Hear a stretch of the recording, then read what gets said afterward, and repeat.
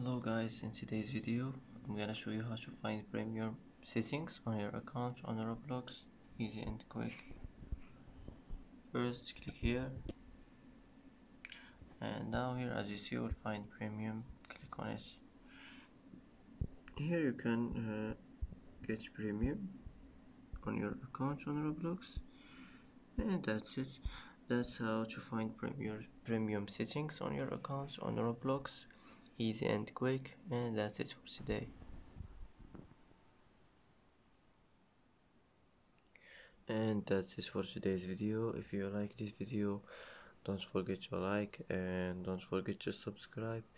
I hope this video is helpful for you, and thanks for watching until the end, and see you in the next video.